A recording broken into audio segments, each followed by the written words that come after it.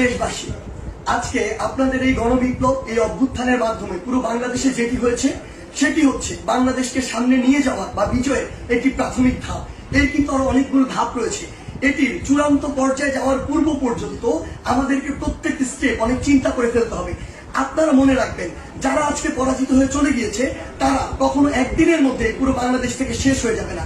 তাদের বিষ দাঁত দিয়ে তারা সর্বশেষ আরেকটি আমাদের যে ছবল সেটি দেওয়ার চেষ্টা করবে, কিন্তু আমরা সেটি আসলে হতে দিব না।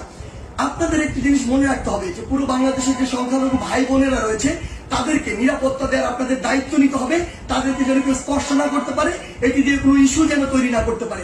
আরেকটি গুরুত্বপূর্ণ বিষয় আপনাদের মনে রাখতে হবে, সেটি হচ্ছে পুরো বাংলাদেশ, এই যে সম্পদগুলো রয়েছে কিন্তু আমাদের সম্পদ, জনগণের ট্যাক্সের টাকায় গড়া এই সম্পদগুলো, এগুলো যেন আমরা বিনষ্ট না করি, কোথাও যেন জ্বালাও পুরাও ভাঙচুর এই বিষয়গুলো আমরা না চালাই।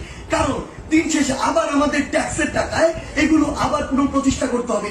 বাংলাদেশ অর্থনৈতিকভাবে এখন কিন্তু ভালো অবস্থায় নেই, সেখানে এগুলো আবার গড়ে তুলতে আমাদের অনেক বড় একটি সাফারিং এর মধ্যে দিয়ে যেতে হবে।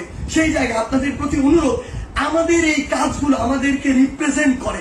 তাই কেউ কোন একটি কাজ করেছে, অপকর্ম করেছে, বাংলাদেশে পশুর মতো অনেক কাজ করেছে, প্যাসিজম করেছে, যা ইচ্ছা তাই করেছে, আমরাও সেটি করতে পারি না। যদি করি তাহলে তাদের সাথে আমাদের পার্থক্য থাকে না, বরং আমরা দেখিয়ে দিব।